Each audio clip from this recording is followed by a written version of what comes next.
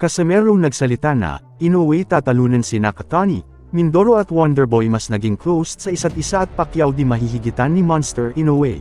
So una sa mga balitang boxing, naayon pa ni former world champion Fukuhara na maraming big names ang naghihintay kay Inoue kung aakyat na ito sa featherweight na magbibigay ng explosive fight sa kanya.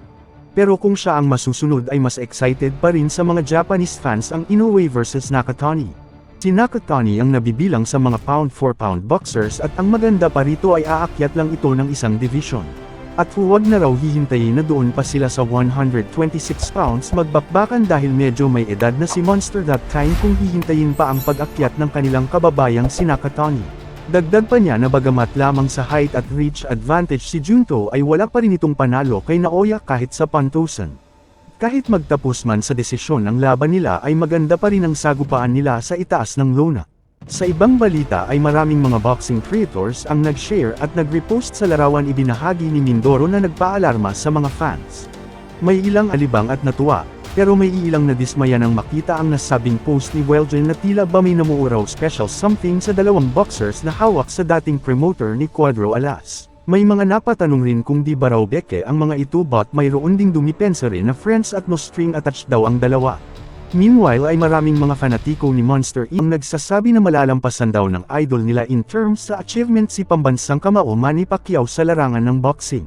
Aba ang pagiging world champion niya sa 4 na dekada ay ewan ko na lamang kung mahihigitan pa. At yung isa sa pinakamahirap matumbasan na magiging longest reigning active boxer sa The Ring Magazine sa loob ng napakahabang panahon na palaging pasok buwan-buwan. Natuloy-tuloy from 2003 up to 2016 or 13 long years ay napakahirap basagin kahit sino man. Sa huling balita ay naku, ito na ang pinakamalupit na mensahe ni Cuadro Alas sa lahat na bagamat parang roller coaster rides ang nangyari last year sa kanya. Pero still optimistic para sa taong 2025 dahil napahinog na siya sa mga learning experiences sa life na lalong nagpapatibay sa kanyang pagbabalik ngayong taon.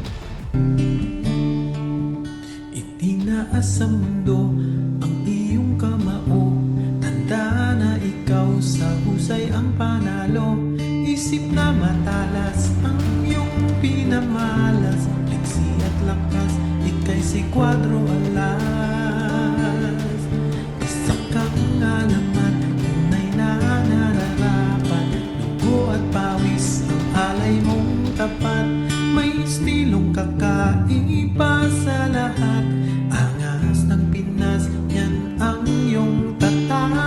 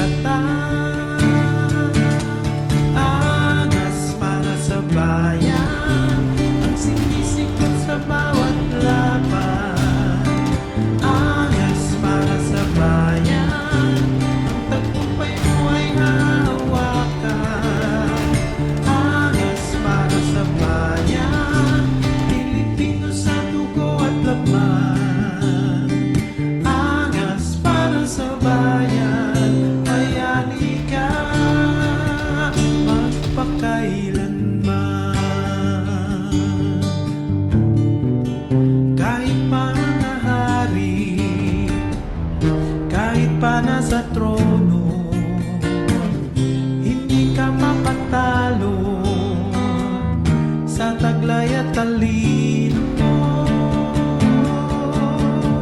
Angas para sa bayan, ang sinisikaw sa bawat laban. Angas para sa bayan, ang tagumpay mo ay hahawakan.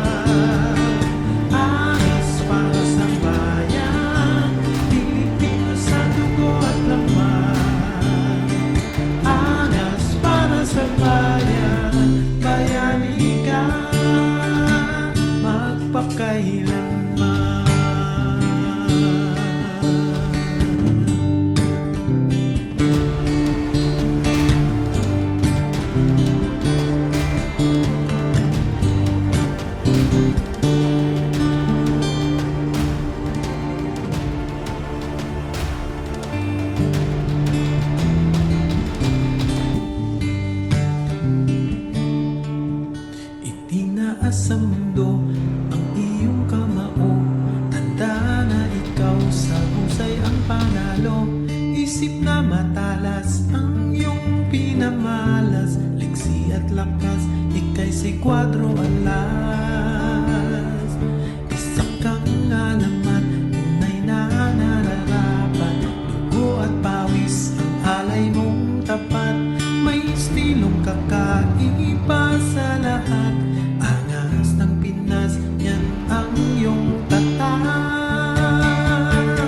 Angas para sa bayan, ang sinisigaw sa bawat laban. Angas para sa bayan, ang tagumpay mo ay hahawakan. Angas para sa bayan, Pilipino sa dugo at laman. Angas para sa bayan, bayani ka magpakailanman.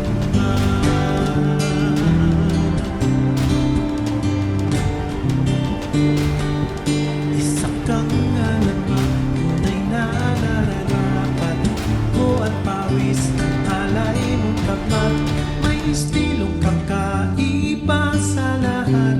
Angas ng Pinas, yan ang iyong tatak.